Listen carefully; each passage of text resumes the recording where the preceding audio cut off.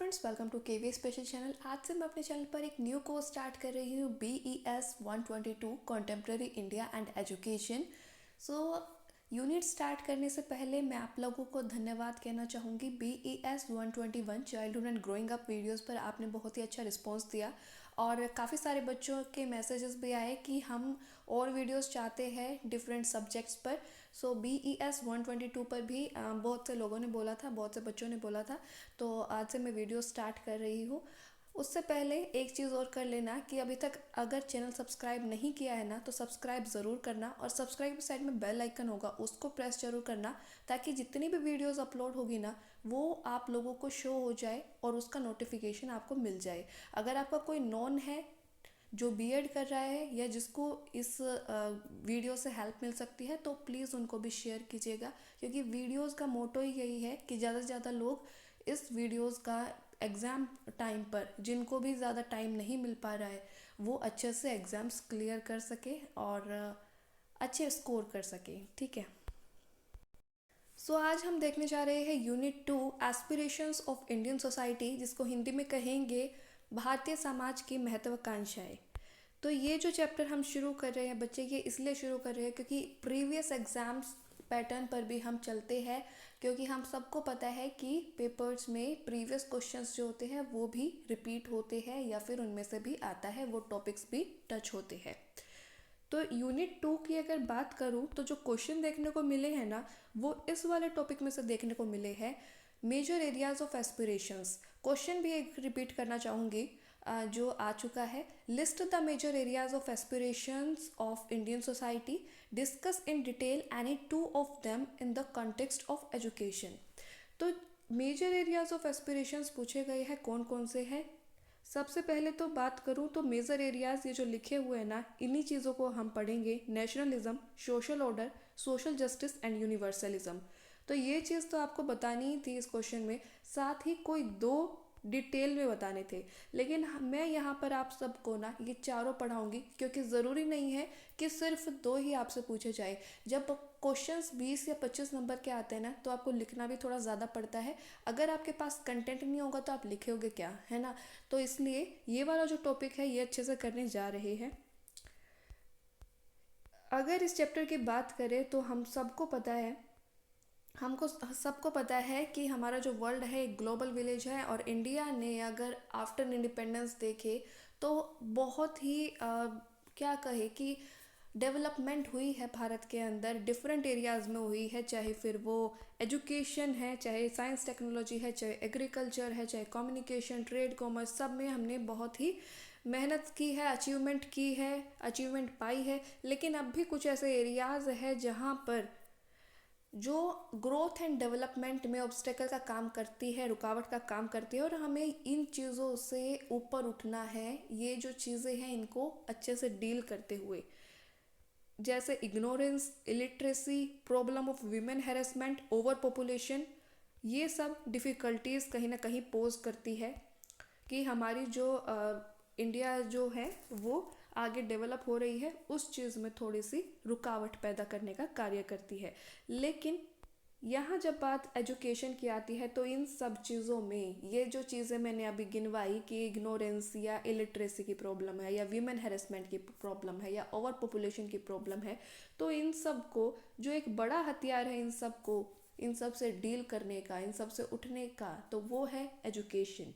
Education ही एक ऐसा रास्ता है, एक ऐसा जरिया है जो बहुत बदलाव ला सकता है। जो हम चाहते हैं वो हम पा सकते हैं अगर सही डायरेक्शन में एजुकेशन दी जाए तो बेसिकली हम यहाँ पढ़ेंगे एस्पिरेशंस ऑफ इंडियन सोसाइटी और रोल ऑफ एजुकेशन क्या है रिलेवेंट टू इंडियन सोसाइटी में रोल ऑफ एजुकेशन क्या है। सो स्क्रीन पर आप लोग देख रहे हो major areas of aspirations topic. India सबको पता है एक डेमोक्रेटिक कंट्री है, सभी सिटीजन्स के पास समान अधिकार है, और अगर इंडिपेंडेंस के दौर से देखें तो हमने बहुत सारे अप्स एंड डाउन्स देखे हैं, उतार चढ़ाव देखे हैं। जो हमारी डेमोक्रेसी है उसको एक्चुअलाइज करने में, उसको पाने में, उसको बरकरार रखने में, और जो कॉन्स्टिट्यूशन है उसके अकॉर्डिंग चलने में, कॉन्स्टिट्यूशन में सुधार भी करने पड़े, कॉन्स्टिट्यूशन में जो अमेंडमेंट्स करते हो वो भी करने पड़े according to the need and wants of the people and society. जो भी हमें ज़रूरत पड़ी उसके मुताबिक हमें चलना पड़ा। तो अब हम देखने जा रहे हैं फर्स्ट जो इशू है या फर्स्ट जो एरिया है एस्पिरेशन का, तो वो है नेशनलिज्म। हिंदी वाले स्टूडेंट्स के लिए बताना चाहूँगी, नेशनलिज्म को हिंदी में कहते हैं राष्ट्रवाद। क्या कहते हैं? राष्ट्रवाद। और एक चीज़ और कहना चाहूँगी कि इसमें ना रटने वाली कोई बात नहीं है। जब भी मैं पढ़ाती हूँ ना तो बिल्कुल अपने आम बोलचाल वाली भाषा में बताती हूँ आप लोगों को, ये इंग्लिश के टर्म्स बिल्कुल नहीं बताती, हिंदी का एज इट इज़ नहीं रीड करती। वो इस वजह से क्योंकि ये जब पेपर्स होते ना, कोई भी एग्ज़ाम होता है तो उसमें आप खुद से भी लिख सको, आपकी अंडरस्टैंडिंग बढ़ सके।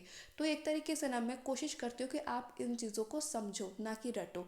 तो वो चीज़ है कि मैं तो जो बताऊँगी ये पढ़ के या इसको आपको समझाऊँगी वो चीज़ तो होगी ही, साथ में जो आपको पता है ना, एक्स्ट्रा नॉलेज है इन चीज़ से रिलेटेड, जो भी टॉपिक हो उससे रिलेटेड, वो भी आप एग्ज़ाम में लिख सकते हो।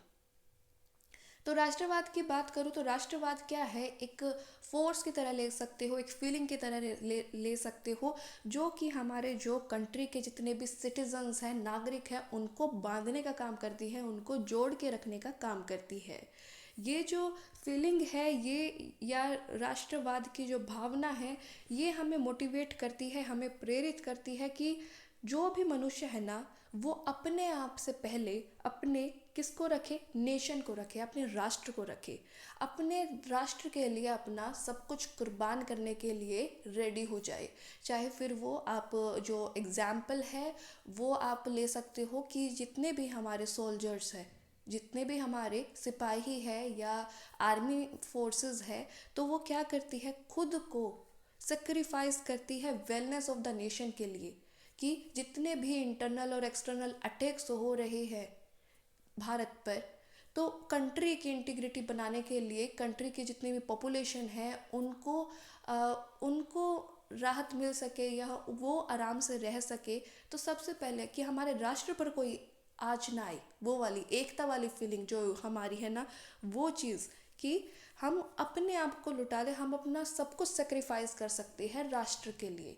हम ये नहीं है कि अगर कोई कंट्री आकर के हम पर अटैक करेगी या राज करना चाहेगी तो वो चीज़ हो सके।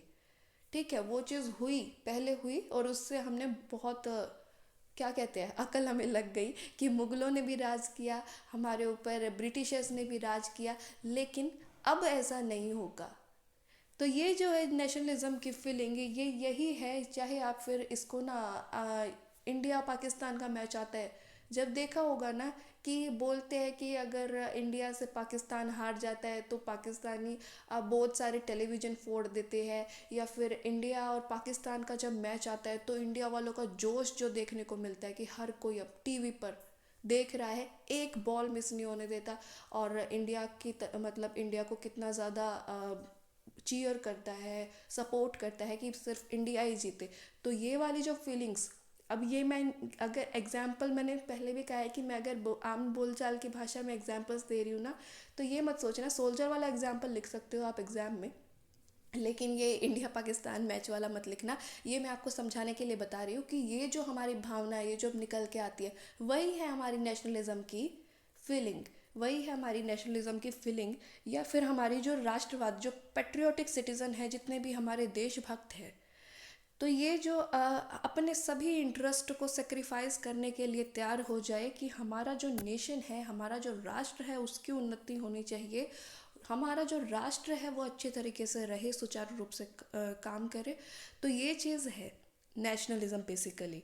और जो स्पिरिट ऑफ नेशनलिज्म है, नेशनलिज्म की भावना है, वो यही है कि इंडिविजुअल, कोई भी एक व्यक्ति है, वो नेशन से ऊपर किसी को नहीं समझता, कि हमारा राष्ट्र ही, जैसे हम अपने भारत को माता समझते हैं ना, कि इससे ऊपर कुछ नहीं है, भारत हमारी माता है। तो ये चीज़ है। और इंडिविजुअल सिटीजन्स जो है resolve their differences and binds them in strong ties to achieve one goal which is to serve the nation and safeguard it from the external dangers. तो जितने भी भारतीय नागरिक है या जितने भी व्यक्ति है, वो सारी चीज़ें रिजॉल्व करने के लिए तैयार हो जाते हैं, मतलब चाहे वो जात पात या सब इकट्ठे हो जाते हैं ऐसे टाइम पर जब भी कुछ प्रॉब्लम है या जब भी नेशन का ऊपर कुछ भी संकट है या दाव पर है, कुछ भी ऐसी चीज़ होती है, तब क्या होता है कि हम सब कुछ अपने मतभेद मनभेद भुला करके एकजुट हो जाते हैं, स्ट्रॉन्ग टाइज में बड़े होते हैं और हमारा एक ही अचीव होता है, एक ही गोल होता है जो हमें अचीव करना होता है कि हमें अपने नेशन को सर्व करना है। हमारा जो राष्ट्र है वो सबसे पहले है और इसको हमें एक्सटर्नल डेंजर्स है, जितने भी बाहरी संकट है उनसे बचाना है। तो बेसिकली ये है नेशनलिज्म। एजुकेशन फॉर नेशनलिज्म की बात करूँ, एजुकेशन फॉर नेशनलिज्म की अगर बात करूँ तो इम्पोर्टेंट एम ही एजुकेशन का ये है कि जो इंडिविजुअल है उनको सामाजिक सोशलाइज किया जाए और उनको एक बॉन्ड में, एकता के एक सूत्र में बांधा जाए, पिरोया जाए। तो ये है बेसिकली कि ये हमारे एम ऑफ एजुकेशन होना चाहिए। अब यही चीज़ है ना, मैंने आप लोगों को बताया कि इस वाले चैप्टर में हम क्या पढ़ेंगे, मेजर एरियाज तो पढ़ेंगे ही, साथ में हम देखेंगे कि एजुकेशन में उसका क्या सिग्निफिकेंस है। तो यही चीज़ है कि एजुकेशन फॉर नेशनलिज्म का मतलब ही क्या है कि एजुकेशन जो इम्पार्ट हो रही है, एजुकेशन जो लोगों को दी जा रही है, जनता तक आ रही है, वो नेशनल यूनिटी के लिए और उनके अंदर सोशल सर्विस की जो फीलिंग है, सोशल सर्विस की जो भावना है, वो उनके अंदर इनकलकेट करने के लिए, उनके अंदर जो इम्बाइब हो सोशल सर्विस की स्पिरिट, उसके लिए इम्पार्ट की जाए, ताकि सबके अंदर नेशनलिज्म की फीलिंग आए और जो हमारा नेशनल है, जो हमारा नेशन है, वो रिकंस्ट्रक्ट हो और नेशनल प्रोग्रेस की तरफ बढ़े, नेशन प्रोग्रेस की तरफ बढ़े, हमारे राष्ट्र की प्रगति हो। तो ये है बेसिकली एजुकेशन फॉर नेशनलिज्म, जिसके अंदर आप डिफरेंट चीज़ें पढ़ोगे कि हमारे देश में बहुत सारी डिफरेंट चीज़ें हैं, डाइवर्सिटी है बेसिकली, डिफरेंट चीज़ें नहीं, डाइवर्सिटी कहोगे, विविधता मिलती है हमें, चाहे वो रेसेस है, चाहे वो क्लासेस है, चाहे सोशल ग्रुप, स्टेट्स, प्रोविंसेस, जितनी भी हमारी स्टेट्स में बटे हुए हैं, प्रोविंसेस है, लेकिन एक feeling of love towards their nation and strive together for the national progress and for further national interest. ये हमारा बेसिकली गोल है कि हमें नेशनल यूनिटी रखनी है। एजुकेशन जो है, अगर बात करें नेशनल प्रोग्रेस में, तो ये इकोनॉमिक बेटरमेंट की तरफ ले जाती है। अब कोई भी एजुकेटेड होता है, सेल्फ डिपेंडेंट होता है, तो हम आर्थिक रूप से भी, हमारी जो कंट्री है वो प्रोग्रेस करती है, इकोनॉमिक बेटरमेंट की तरफ हमारी कंट्री को ले जाती है और हमारी जो नेशन है, राष्ट्र है, वो प्रगति इस तरीके से करता है। और एजुकेशन का एक और ये कह सकते हो फीचर ये है कि जितने भी हमारे समाज में प्रचलित कुरीतियाँ है, इवल्स है, उन सब को इरेडिकेट किया जाए, उन सब का उन्मूलन किया जाए, वो सब ख़त्म हो जाए पूर्ण रूप से। और हमें ये चीज़ इंश्योर रखनी है कि जितने भी दंगे या लड़ाई, चाहे वो भाषा के बेसिस पे होती हो, चाहे वो धर्म के बेसिस पे होती हो, चाहे वो कास्ट के बेसिस पे होती हो या कलर के बेसिस पे, क्रीड के बेसिस पे होती हो, वो सब ना हो, वो सब पूर्ण रूप से ख़त्म हो जाए। तो ये सब एजुकेशन के बेसिकली गोल्स है। और यहाँ आप देख सकते हो कि कुछ जो ये पेटी इश्यूज़ है जो नेशनलिज्म के अंदर ऑब्स्टेकल क्रिएट करने का काम करती है, वो ये हो जाती है कि सेवरल रिलीजन्स है और हम सब के जो हम सब के अलग अलग धर्म हैं और सबकी अपनी फ्रीडम है, आज़ादी है, डिफरेंट कम्युनिटीज़ है, वेरियस पॉलिटिकल पार्टीज़ है, रीजनल स्टेट्स अलग अलग है, बहुत सारी लैंग्वेज है, इकोनॉमिक डिस्पैरिटी है, सोशल इनइक्वालिटी है, लैक ऑफ अप्रोप्रिएट एजुकेशन है। तो ये सब जितने भी फैक्टर्स मैंने अभी बताए आप लोगों को, यहाँ ये प्रॉब्लम इसलिए पोज कर देते हैं कि जो विविधता है, ये अलग बात है कि हमारी कंट्री में डाइवर्सिटी है, फिर भी हम एक यूनिटी फॉर्म में रहते हैं, फिर भी हमें डाइवर्सिटी इन यूनिटी देखने को मिलती है, अनेकता में एकता देखने को मिलती है। लेकिन जब इतनी सारी डाइवर्सिटी हमें देखने को मिलती है ना, कहीं भी होती है, तो वहाँ पर एक प्रॉब्लम भी हो जाती है, क्योंकि सबके अपने आइडियोलॉजी है, विचार है, सबकी अपनी परंपराएं है, सब कुछ अलग है। तो सबके अंदर एक टॉलरेंस की फीलिंग ज़रूरी है, सबके अंदर टॉलरेंस की फीलिंग ज़रूरी है और लव की फीलिंग ये इम्प्लिकेट हो, तो यही चीज़ है बेसिकली। और यहाँ एक चीज़ और लिखी हुई है कि जितनी भी हमारी जो ये नेशनलिस्टिक स्पिरिट है, नेशनलिज्म की भावना है, वो करिकुलम, टीचिंग मेथड, टीचर्स, इन सब को इंटीग्रेट करनी चाहिए डिफरेंट फॉर्म में। तो यही हमारा शिक्षा का गोल है। नेक्स्ट बात आ जाता है, नेक्स्ट जो हमारा एरिया आ जाता है basically major areas of aspiration में सेकंड एरिया है, वो है सोशल ऑर्डर। क्या है सोशल ऑर्डर, जिसको हिंदी में कहेंगे सामाजिक व्यवस्था। सामाजिक व्यवस्था को किस तरीके से लोगे आप कि कोई भी द ऑर्डर और the sum total arrangement and discipline according to which the society functions. ये मतलब क्या हुआ कि जितने भी हमारे कानून हैं या जो भी हमारी अरेंजमेंट हुई है, जो हमारी अरेंजमेंट हो रखी है डिफरेंट इंस्टीट्यूशन की, डिफरेंट ऑर्गेनाइजेशन की, और वो अपना सुचारू रूप से जो कार्य कर रही है according to law and arrangement, वही है हमारी सामाजिक व्यवस्था। वही है हमारी सामाजिक व्यवस्था। अब डिफरेंट, यहाँ ये चीज़ नहीं लिखी हुई है लेकिन समझाने के लिए बता रही हूँ कि डिफरेंट ऑर्गेनाइजेशन है, चाहे फिर वो आप स्कूल्स लो, चाहे कॉलेजेस लो, चाहे यूनिवर्सिटीज़ लो। ये तो हो गए आपके एजुकेशन के फील्ड में। फिर आपके चाहे कोर्ट हो गए, ठीक है, चाहे आपका कोर्ट हो गया जिसमें high court, supreme court, subordinate court सारे आ जाते हैं। फिर आपके और डिफरेंट इंस्टीट्यूशन की बात करो तो इकोनॉमिक इंस्टीट्यूशन, जैसे आपके बैंक हो गए, जैसे आपका जो आरबीआई है वो हो गया, फाइनेंस कमीशन हो गया, ये डिफरेंट चीज़ें हो गई। फिर हमारी पॉलिटिकल पार्टीज़ हो गई, फिर हमारी पॉलिटिकल पार्टीज़ हो गई, स्टेट हो गई, सेंट्रल लेवल पे, स्टेट लेवल पे, फिर हमारा जो पार्लियामेंट है वो हो गया। तो ये हो गए आपके डिफरेंट इंस्टीट्यूशंस। और ये सब जब एक लॉ के अंदर, एक कानून में या एक प्रॉपरली अगर वर्क कर रही है, सुचारू रूप से अपने कार्य कर रही है, फंक्शंस कर रही है ये ऑर्गेनाइजेशन, और आपस में एक तालमेल बिठा करके भी चल रही है, आपस में एक तालमेल बिठा करके भी चल रही है और सहयोग के रूप में भी काम कर रही है, तो उसी को कहते हैं हम सामाजिक व्यवस्था या फिर सोशल ऑर्डर। क्या कहते हैं इसको? Social order.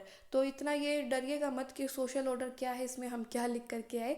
तो बिल्कुल नॉर्मल लैंग्वेज में आप लिख सकते हो। और इसको ना एक चीज़ और कहा गया है कि सोशल ऑर्डर को हम कॉन्स्टिलेशन ऑफ सोशल इंस्टीट्यूशन भी कह सकते हैं, कि ये जितने अभी मैंने आपको ड्रॉ करके बताया ना कि नक्षत्र, जो जितने भी सामाजिक इंस्टीट्यूशंस है उसका ग्रुप, कॉन्स्टिलेशन को आप नक्षत्र नहीं ग्रुप कह सकते हो एक तरीके से सिंपल लैंग्वेज में, ठीक है। और इसको हम ये चीज़ भी कह सकते हैं कि जब ये स्मूथ, एफिशिएंट, लॉजिक वे में इंटरेक्ट करती है, अंतःक्रिया करती है और फंक्शन करती है सभी व्यक्ति के साथ, समूहों के साथ और टोटलिटी में, तो यही हमारा सोशल ऑर्डर। एक और चीज़, एक और पर्सन है जो अकॉर्डिंग टू एफसी लुमले, इन्होंने कहा है कि social order refers to the totality of human relationship and culture of any given area और टाइम। कि हमारी जो ह्यूमन रिलेशनशिप कैसी है, किस तरीके से हमारा कल्चर, एक पर्टिकुलर कल्चर में जो हमारी ह्यूमन रिलेशनशिप है वो वर्क कर रही है according to given area and time, तो ये भी हमारे सोशल ऑर्डर को रिफ़र करती है। तो ये है basically social order. Social order के डिफरेंट टाइप्स है, सोशल ऑर्डर के डिफरेंट टाइप्स है। Various social order is an organization of various units of the society, और social order various units functions in a flexible manner. Flexible manner में किस तरीके से काम कर रही है कि हर एक जितने भी इंस्टीट्यूशन है, डिफरेंट डिफरेंट इंस्टीट्यूशंस जितने भी है हमारे समाज में, वो एक दूसरे को कोऑपरेट कर रही है, हेल्प कर रही है, एक दूसरे के साथ इंटरेक्ट कर रही है और एक हार्मोनी के साथ वर्क कर रही है।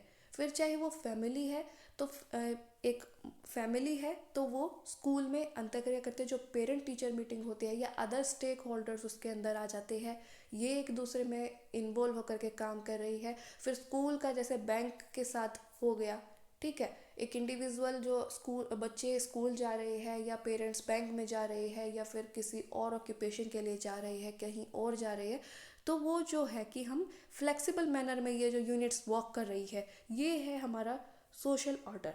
फर्स्ट जो इसमें टाइप की अगर बात करूँ तो फर्स्ट जो आ जाता है बच्चे वो है family and kinship. Family and kinship में क्या है कि कि फैमिली जो है ना वो एक बहुत ही बड़ा रोल प्ले करती है गुड सोसाइटी का पोटेंशियल टीचर इसको कह सकते हो। Family is the potential teacher of good society. क्योंकि फैमिली जो सोशल ग्रुप है उसकी एक रिस्पॉन्सिबिलिटी है कि बच्चों के अंदर, अपने बच्चों के अंदर एक अंडरस्टैंडिंग क्रिएट करे कल्चर को लेकर के। हमारी जो संस्कृति है, हमारी जो लैंग्वेज है, हमारे जो सोशल बिहेवियर होना चाहिए, उनके साथ बच्चों को फेमिलियर करे, उनके साथ बच्चों को सिखाए कि इस तरीके से एक सोशली हमें रहना होता है, सोशली इस तरीके से बिहेव करना हो सकता है, सबके साथ बनानी चाहिए, या हमारी जो जैसे संस्कृति है, हमारे जो लैंग्वेज है, उसके अकॉर्डिंग किस तरीके से हमें फंक्शन करना चाहिए। तो ये चीज़ें फर्स्ट जो सबसे पहले सिखाता है वो आ जाती है फैमिली। तो फैमिली की, हमारी अगर इंडिया की अगर फैमिलीज़ की बात करें तो बहुत ही हाई प्लेस है डेवलपमेंट ऑफ चाइल्ड में। हमारे यहाँ पर क्या है, वेस्टर्न कल्चर की तरह ये नहीं है कि बच्चे को छोड़ दिया आई मीन फैमिली जो है पूरा अच्छे से डील करती है, साथ में अपने बच्चों को रखती है और उनका सही गाइड करती है, उनको हर एक चीज़ सिखाती है, समाज में किस तरीके से रहना है, कैसे व्यवहार करना है। तो ये सारी चीज़ें कौन सिखाती है, फैमिली। लेकिन आजकल क्या देखा जा रहा है कि फैमिली वैल्यूज़ जो है वो भी थोड़ा डिग्रेड होती जा रही है। टैनिश का मतलब बेसिकली कलंकित होना होता है। तो इसको आप ये कह सकते हो कि फैमिली वैल्यूज़ या जो पारिवारिक मूल्य जो है वो उनमें भी हमें थोड़ा सा क्या कहते हैं कि डिग्रेड होती दिख रही है, ये थोड़े से कमी आती हुई दिख रही है। डिवोर्स रेट्स जो है वो ज़्यादा होते जा रही है। Extra marital affairs, live in relationships, single parent children, ये चीज़ें ज़्यादा बढ़ती जा रही है जो बच्चों के डेवलपमेंट पर भी नेगेटिव रूप से अफेक्ट डाल रही है। और the aspirations of Indian society, जो जो भारतीय समाज की जो महत्वाकांक्षाएं है वो हमें प्रिजर्व करने की और रीइंफोर्स करने की ज़रूरत है। Indian family values, family ideals and values, ये जो है एक अच्छी इंस्पिरेशन है पूरे वर्ल्ड के आगे। ये एक अच्छा क्या कहते हैं कि लोगों के सामने एक बहुत ही अच्छा उदाहरण पेश करती है पूरे वर्ल्ड में कि इंडिया में किस तरीके से हमारा वैल्यूज़ है, कल्चर है, इसकी हर जगह सराहना है। तो ये हमें मेंटेन करके रखना चाहिए, प्रिजर्व करके रखना चाहिए। नेक्स्ट आ जाता है जो वो है इकोनॉमिक ऑर्डर। इकोनॉमिक ऑर्डर को आप कह सकते हो हिंदी में आर्थिक व्यवस्था। इकोनॉमिक ऑर्डर में क्या आ जाएगा, जितने भी हमारे इकोनॉमिक इंस्टीट्यूशन हैं या जितने भी हमारे ऑर्गेनाइजेशंस है इकोनॉमिक, ये सब रिस्पॉन्सिबल है किस चीज़ के लिए, economic welfare and prosperity of society के लिए। तो इकोनॉमिक ऑर्डर जो है वो डेवलपमेंट ऑफ सोसाइटी के अकॉर्डिंग चेंज होता है। जिस तरीके से भी हमारी सोसाइटी की जो कंडीशन है या जिस तरीके से हमारी सोसाइटी की नीड है उसके अकॉर्डिंग हमारा जो इकोनॉमिक ऑर्डर है, आर्थिक व्यवस्था है, उसमें भी बदलाव हमें देखने को मिलता है। बेसिकली ये जो इंस्टीट्यूशन है वो डील करते हैं production, distribution and exchange of goods and services कह सकते हो। तो ये सब का काम किसका होता है, इकोनॉमिक इंस्टीट्यूशंस का होता है। और ये चीज़ हमें एक अच्छी तरीके से, हमें एक सुचारू रूप में जब ये वर्क करे तो ये चीज़ बना करके चलनी चाहिए। आपको ये चीज़ तो पता ही है कि एजुकेशन, पहले भी मैंने ये लाइन रिपीट की है कि एजुकेशन और इकोनॉमिक बेटरमेंट का बहुत ही गहरा संबंध है, बहुत ही घनिष्ठ संबंध है। अगर एजुकेटेड सिटीजन्स हो गए तो हमारी इकोनॉमिक ग्रोथ भी ज़्यादा होगी। ठीक है, अगर सेल्फ डिपेंडेंट है, अगर सब अपने आप स्टेबल है, सब अपनी नौकरी कर रहे हैं, कुछ ऑक्यूपेशन में इंडल्ज है, तो एज अ रिज़ल्ट क्या होगा कि हमारा नेशन जो है वो भी प्रोग्रेस करेगा। तो यही चीज़ है कि एजुकेशन बहुत बड़ा रोल प्ले करती है इकोनॉमिक ऑर्डर सेटअप करने में और नेशन प्रोग्रेस में।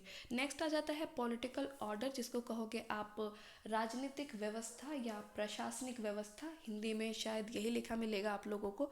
तो इसमें बेसिकली क्या आ जाता है बच्चे कि इसमें बेसिकली पॉलिटिकल ऑर्डर्स में जो जितने भी हमारी गवर्नमेंट रिलेटेड चीज़ें हैं, जितने भी हमारी गवर्नमेंट रिलेटेड चीज़ें हैं, चाहे वो पॉलिटिकल इंस्टीट्यूशंस है, चाहे फिर वो आपकी विपक्ष दल कह लीजिए या आपके नेता कह लीजिए या जिसकी भी सत्ता में जो भी आपकी पार्टी है, सरकार है, वो कह लीजिए, तो यही सब आपके पॉलिटिकल ऑर्डर में आ जाते हैं। और जितने भी अदर मेन जो इम्पोर्टेंट एजेंसी है वो हमारी सरकार है। यहाँ स्टेट लिखा हुआ है, इसको राज्य मत समझिएगा। पॉलिटिकल साइंस वाले बच्चे होंगे कोई अगर, तो उनको पता होगा कि स्टेट जो टर्म है वो बेसिकली जो गवर्नमेंट फंक्शन कर रही है उस चीज़ के लिए भी यूज़ होता है। तो स्टेट जो है वो मोस्ट इम्पोर्टेंट एजेंसी है, मतलब कि जो सरकार है वो बहुत ही बड़ी एजेंसी है पॉलिटिकल ऑर्डर को स्थापित करने में। और बाकी जो जितने भी पॉलिटिकल इंस्टीट्यूशंस हैं वो उसके सेकेंडरी है या द्वितीयक प्लेस पर आते हैं। पहले क्या होता था पहले क्या होता था कि सोसाइटी और पॉलिटी कुछ विज्ञान जो कुछ लोग एंशियंट थिंकर्स जो हमारे एंशियंट थिंकर्स रहे हैं वो सोसाइटी को और जो हमारी स्टेट है गवर्नमेंट को एक दूसरे से सिनोनिमसली इन टर्म्स को यूज़ करते थे, मतलब जैसे प्राइवाची होते हैं, जैसे एक दूसरे की जगह पर इंटरचेंजेबली इन दोनों टर्म्स को यूज़ करते थे। लेकिन बाद में इसको पॉलिटिकल आइडेंटिटी मॉडर्न डेज में क्या हो गया कि स्टेट को पॉलिटिकल आइडेंटिटी की तरह लेने लगे। और जो सोसाइटी है हमारा समाज है वो एक बहुत ही बड़ी कॉम्प्रिहेंसिव टर्म बन गई है, वेयर स्टेट जो है जो गवर्नमेंट है वो पॉलिटिकल इंस्टीट्यूशन तक लिमिटेड है। और इसके स्कोप या ऑर्गेनाइजेशन तक, it is political organisation that is responsible for maintaining law and order in the society and also bringing about its development. बहुत ही बढ़िया लाइन है कि जो हमारी पॉलिटिकल ऑर्गेनाइजेशन है वो किस चीज़ के लिए जिम्मेदार है कि हमारे जो समाज में है वो सही कानून और व्यवस्था बनी रहे, उस चीज़ के लिए ये मेंटेन करने की इनकी पहली रिस्पॉन्सिबिलिटी है, प्राथमिकता है। और साथ ही हमारा देश जो है वो प्रगति करे, हमारे जो देश के लोग हैं वो विकास करे। तो ये चीज़ है किसकी जिम्मेदारी, पॉलिटिकल इंस्टीट्यूशन की, पॉलिटिकल ऑर्डर के अंदर ये आ जाएगा। नेक्स्ट आ जाएगा हमारा रिलीजियस ऑर्डर।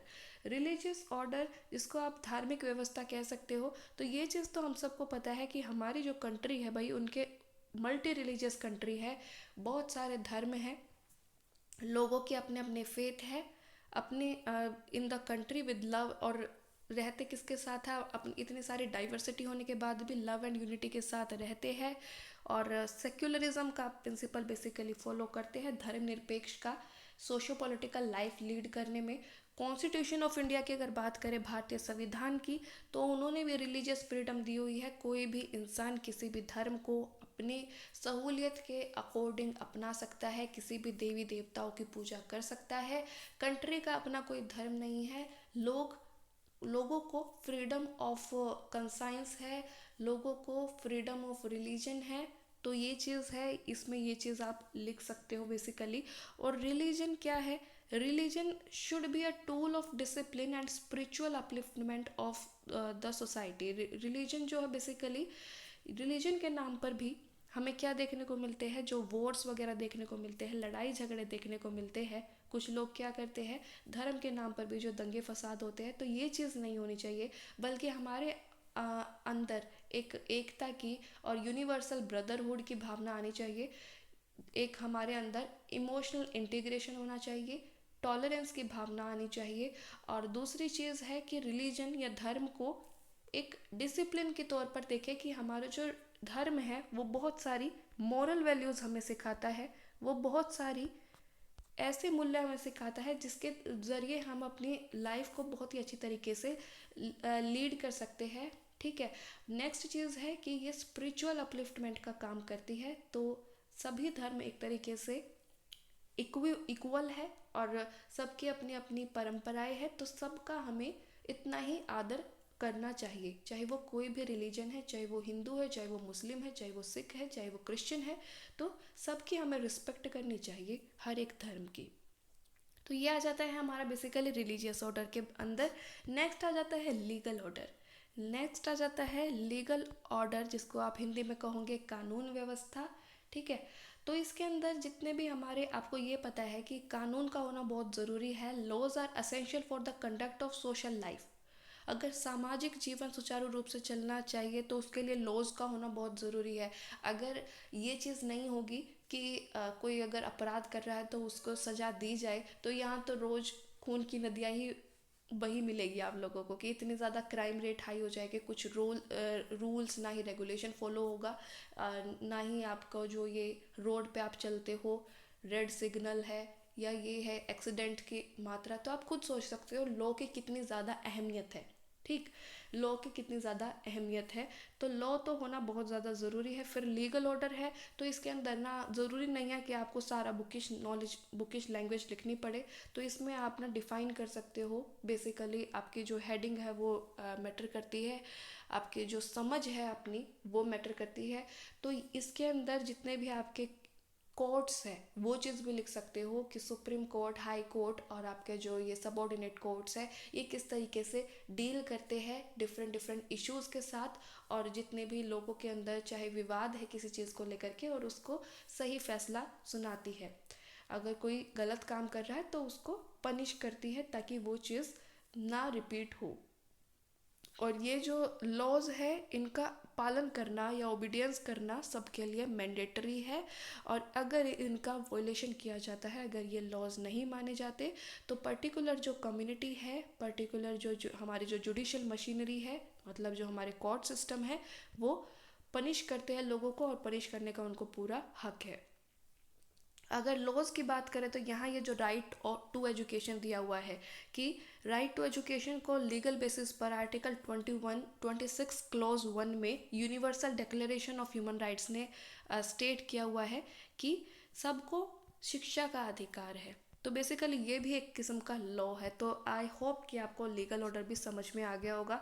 नेक्स्ट जो हमारा एरिया है, नेक्स्ट जो हमारा एरिया है वो है सोशल जस्टिस। अभी जो हमने पढ़ा था वो पढ़ा था बच्चे सोशल ऑर्डर, और सोशल ऑर्डर के अंदर ही हमने देखे थे डिफरेंट डिफरेंट पार्ट्स। अब हम पढ़ेंगे सोशल जस्टिस, जिसको हम हिंदी में कहेंगे सामाजिक न्याय। सामाजिक न्याय या सोशल जस्टिस में ना बेसिकली हम जो डिफरेंट हायरार्कीज है, जो हमारे सोशल स्ट्रेटिफिकेशन के बेसिस पर, वो चीज़ इसमें ज़्यादा देखने को मिल रही है, देखने को मिलेगी आपको। सामाजिक सत्रीकरण जो हुआ है कि कोई लोग जो हमारे संसाधन है उसका जो डिस्ट्रीब्यूशन है, कोई ज़्यादा अमीर है, कोई गरीब है, इसमें आप लोग middle class, upper middle class और आपके जो लोअर मिडिल क्लास, इस तरीके से भी इसको वर्गीकरण करके दिखा सकते हो। एक क्या बना सकते हो, एक ग्राफ सा बना सकते हो, एक पिक्चराइज फॉर्म में बना सकते हो कि जो ये हमारी जितने भी क्लासेस का वर्गीकरण कर रखा है, जितने भी कैटेगरीज में हम लोगों को ढाला हुआ है, जितने भी डिफरेंट स्तर पर कैटेगराइज किया हुआ है, चाहे फिर वो बेसिकली आप ये जो चार जो हमारे वर्ण हैं, ब्राह्मण, क्षत्रिय, वैश्य, शूद्र, ये चीज़ भी इसमें डाल सकते हो। मिडिल क्लास, अपर क्लास और जो लोअर क्लास फैमिली है, ये चीज़ भी डाल सकते हो। और ये बात भी लिख सकते हो कि भारत में जो गैप है between rich and poor, male and female, worker और एम्प्लॉयर, ये चीज़ बेसिक प्रॉब्लम है। ये हमारी बेसिक प्रॉब्लम है और इनके साथ हम किस तरीके से डील कर सकते हैं।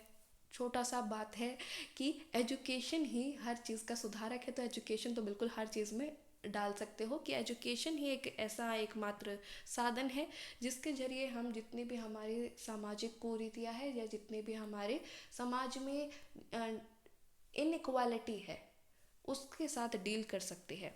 अब ये जो सोशल कैरेक्टरिस्टिक्स जो जितने भी यूज़ होती थी, 3 टाइप्स ऑफ सोशल कैरेक्टरिस्टिक्स दी हुई है, जो बेसिकली जो सामाजिक सत्रीकरण हुआ है उसमें जो फॉलो हुई है। इसमें बायोलॉजिकली ग्राउंडेड पर आ जाता है age, sex, race and kinship. कि अगर जैसे पहले होता था बायोलॉजिकल कि जिसका पिताजी जो काम कर रहे हैं या जिस भी बेसिकली जो भी उनकी जात है या जो भी उनका हाँ कास्ट कह सकते हो, जो भी उनकी कास्ट है, जो भी उनकी जाति है, तो वो वही रहेगी। जिसका भी बच्चा बोर्न होगा उस फैमिली में, उस बच्चे की भी वही जाति रहेगी। तो ये चीज़ बायोलॉजिकल ग्राउंडेड फैक्टर्स आ जाते हैं इसके अंदर, age, sex, race, kinship. Class characteristics आ जाती है कि जो भी ऑक्यूपेशन है फैमिली का जो भी ऑक्यूपेशन है वही चीज़ कंटिन्यू रहेगी। ठीक है, इस तरीके से भी वर्गीकरण किया गया है। नेक्स्ट आ जाता है any number of idiosyncratic characteristics. Idiosyncratic characteristics जो अपने आप में ही कह सकते हो कि बच्चे के या किसी पर्सन का इतना ज़्यादा टैलेंट है, पर्सनैलिटी है, उसके बेसिस पर उसका जो काम है वो उसे मिला है। ठीक है, तो पहले क्या हमें देखने को मिलता था, ये जो सोशल स्ट्रेटिफिकेशन है बेसिकली ये चीज़ आप अच्छे से लिख सकते हो या जान सकते हो। बिल्कुल ध्यान रखिएगा कि बायोलॉजिकल बेसिस पर ये चीज़ हो गई कि जिसका भी बेटा जिस घर में जन्म ले रहा है उसकी सेम वो जाति को फॉलो करता है, कास्ट को फॉलो करता है, ये चीज़ इसमें आ जाएगी।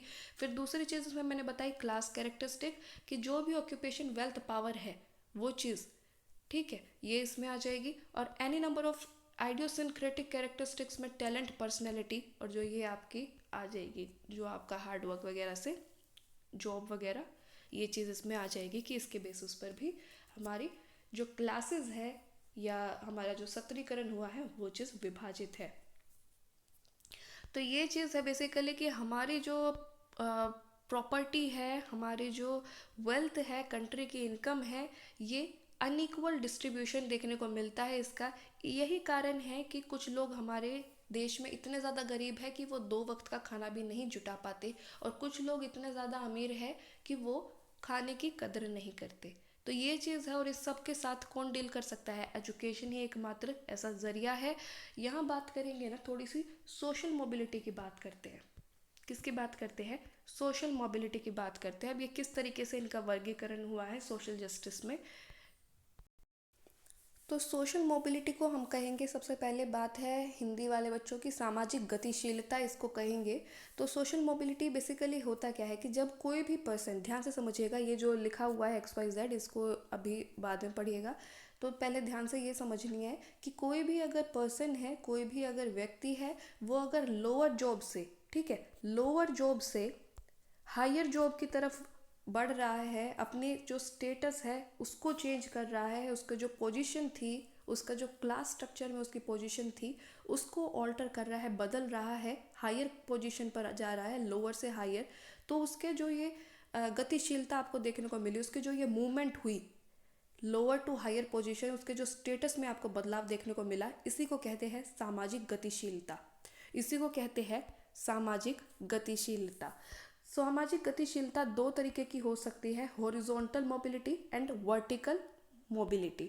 ठीक है, इसके अंदर 2 कंसेप्ट और आ जाते हैं। इसको आप हॉरिजॉन्टल मोबिलिटी को क्षैतिज या फिर समतल गतिशीलता, बेसिकली समतल गतिशीलता कह सकते हो, और वर्टिकल मोबिलिटी को आप विषम सत्रीय गतिशीलता या फिर उद्गर गतिशीलता भी कह सकते हो।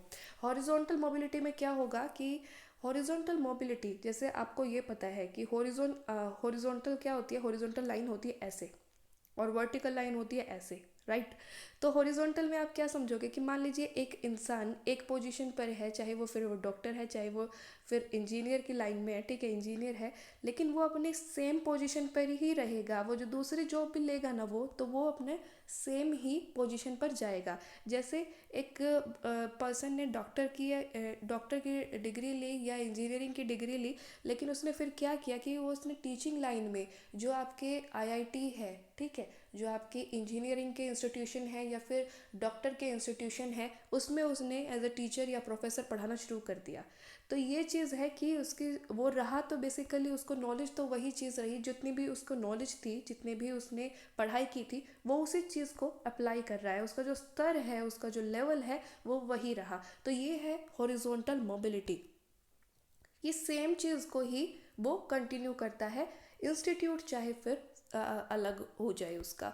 और जब वर्टिकल मोबिलिटी की बात करते हैं, विषम सत्रीय गतिशीलता की बात करते हैं, तो इसमें क्या होगा कि लोअर पोजीशन से इंसान हायर पोजीशन पर जा रहा है, जो उसके जो ऑक्यूपेशन में बदलाव आ रहा है, उसके जो इकोनॉमिक स्टेटस में, पॉलिटिकल स्टेटस में, कोई भी स्टेटस हो उसमें वन पोजीशन टू अनदर में जो चेंज आ रहा है, वो तो या तो वो लो टू हाई जाएगा, या फिर वो हाई से लो जाएगा, अगर कोई आदमी पंचायत है, यहाँ एग्जाम्पल भी दिए हुए हैं, अगर कोई सरपंच है, पंचायत है, और वो आगे चल करके MLA बन गया या MP बन गया, मेंबर ऑफ पार्लियामेंट बन गया, या फिर मेंबर ऑफ लेजिस्लेटिव असेंबली बन गया, तो वो क्या हो गया? उसकी पोजीशन हाई हो गई। तो इस वाले को कहेंगे हम एस्केंडिंग वर्टिकल मोबिलिटी। और अगर कोई इंसान बड़ी पोजीशन पर था और वो नीचे की तरफ लोअर पोजीशन पर आ गया तो इसको हम कहेंगे डिसेंडिंग वर्टिकल मोबिलिटी। तो ये है बेसिकली हॉरिजॉन्टल वर्टिकल मोबिलिटी और सोशल मोबिलिटी। आशा करती हूँ आप लोगों को समझ में आ गया होगा। अगर फिर भी कोई डाउट हो ना तो कमेंट बॉक्स में पूछ सकते हो। नेक्स्ट जो लास्ट एरिया है आपका वो है यूनिवर्सलिज्म। क्या है यूनिवर्सल? तो यूनिवर्सलिज्म में बेसिकली इसको हिंदी में कहोगे विश्ववाद या फिर सर्वहितवाद। तो यूनिवर्सलिज्म में आपका क्या आ जाएगा कि हम सब एक दूसरे से जुड़े हुए हैं। हमारा जो प्लैनेट है वो एक सिंगल यूनिटी फॉर्म में है, या ग्लोबल विलेज इसको कह सकते हो। कि हम चाहे कितने भी डाइवर्सिटी हमारे अंदर है, कितनी भी विविधताएं हमें देखने को मिलती है, अपने तरफ से बना करके लिखिएगा, बहुत ही बढ़िया पेपर करके आओगे। तो ज़्यादा मतलब बुकिश लैंग्वेज की ज़रूरत नहीं है यहाँ पर। Planet is considered as one single unit और अ ग्लोबल विलेज। और जितने भी हमारे धर्म हैं, जितने भी हमें जो भी विविधता देखने को मिलती है, हम सब फिर भी एक यूनिटी फॉर्म में रह रहे हैं, एक कॉमन इंटरेस्ट को सर्व कर रहे हैं। हमारा इंटरेस्ट क्या है कि हमारी जो कंट्री है या नेशन की जो प्रोग्रेस है वही हमें सबसे ऊपर, हम इसको ही मान करके चलते हैं। तो यही चीज़ है कि अगर एक के ऊपर अगर हमें खतरा देखने को मिलता है तो वो चीज़ हमें हर चीज़, हर लोगों को इम्पेक्ट करती है। जैसे यहाँ पर ना एग्जाम्पल दिया हुआ है कि फर्स्ट वर्ल्ड वॉर जो हुआ वो कुछ कंट्रीज़ के बीच में हुआ, लेकिन जो उसका भुगतान करना पड़ा ना वो आज भी सबको याद है, और कितना उसमें लॉस हुआ ये सब। तो यही चीज़ है कि हम people's greed for power and prestige is a danger to achieve universalism. जो ये विवाद, जो ये सुपर पावर के लिए झड़प होती रहती है, चाहे वो यूएसए और पहले यूएसएसआर के बीच में थी, ठीक है, अमेरिका के या रशिया के बीच में थी, या फिर अब जो चाइना है वो भी चाहती है कि हम भी इसी रेस में शामिल हो। तो ये चीज़ है कि पावर और प्रेस्टीज के लिए जो युद्ध होते हैं या फिर पॉलिटिकल रिलेशंस है एक दूसरे के साथ खराब कर रहे हैं, तो ये चीज़ यूनिवर्सलिज्म का जो गोल है उसको अचीव करने में कहीं ना कहीं ऑब्स्टेकल का काम कर रही है। तो हमें क्या बना के रखना है? वर्ल्ड पीस बना करके रखना है, एक दूसरों के साथ कॉपरेशन बना के रखना है। क्योंकि हर एक कंट्री जो है, हर एक कंट्री, हर वर्ल्ड में जितने भी कंट्रीज़ है वो एक दूसरे के साथ इंटरलिंक्ड है, एक दूसरे के साथ चीज़ें शेयर करती है। चीज़ें इन द सेंस कि हमें कुछ भी मंगाना होता है, चाहे वो स्किल फॉर्म में, चाहे हमारे लोग वहाँ पर जा रहे हैं, मूवमेंट होती है, ठीक है, या फिर कोई भी इन्वेस्टमेंट हो रही है, तो वो चीज़ें हमें देखने को मिलती है। और सब किस तरीके से काम कर रहे हैं, एक तरीके से मिलजुल करके काम कर रहे हैं। तो वर्ल्ड पीस कैसे आएगा? जब हम एक हार्मोनियस रिलेशनशिप बना करके रखेंगे, जब हमारे अंदर एक इंटरनेशनल अंडरस्टैंडिंग अच्छी होगी। यहाँ आप देख सकते हो, इधर लिखा होगा यहाँ। तो ये इंटरनेशनल अंडरस्टैंडिंग अच्छी होगी, एनवायरनमेंट ऑफ कोऑपरेशन जब हम बनाएंगे, टॉलरेंस होगा, म्यूचुअल ट्रस्ट होगा, डिपेंडेंस, फ्रेंडशिप, ये सब क्रिएट होगी, तब क्या होगा? वो हाई टाइम होगा हमारा कि हम यूनिवर्सलिज्म के गोल को या विश्ववाद के गोल को हम अचीव कर पाएंगे। तो यही चीज़ है कि अगर हम पढ़ा भी रहे हैं, एजुकेशन में इसको लिंक करके बताऊँ तो हमारी बुक्स, हमारा जो करिकुलम है वो चीज़ भी यूनिवर्सल ब्रदरहुड की फीलिंग्स को फोस्टर करने का काम करता है। वो भी कॉपरेशन और टॉलरेंस की भावनाओं को फोस्टर करने का काम करता है। और एक टीचर को भी अपने टीचिंग लर्निंग प्रोसेस में यही चीज़ डिज़ाइन करनी चाहिए और बच्चों को सिखाना चाहिए कि हम किस तरीके से एक ग्लोबल सिटीजन्स के रूप में ग्रो करें, और क्या ज़रूरत है यूनिवर्सलिज्म की और कॉपरेशन की एक दूसरे के साथ बनाए रखने की। तो ये चीज़ इसके अंदर आ जाती है, ठीक है। तो आशा करती हूँ आप लोगों को समझ में आया होगा ये टॉपिक। फिर भी कोई अगर डाउट हो तो कमेंट बॉक्स में पूछ सकते हो, मैं रिप्लाई कर दूँगी। वीडियो पसंद आई हो तो लाइक ज़रूर कीजिएगा, सब्सक्राइब ज़रूर कीजिएगा, और अगर कोई नॉन है तो शेयर ज़रूर कीजिएगा। आपने ये वीडियो देखी उसके लिए थैंक यू सो मच। मिलते हैं नेक्स्ट वीडियो में एक नई यूनिट के साथ। All the best.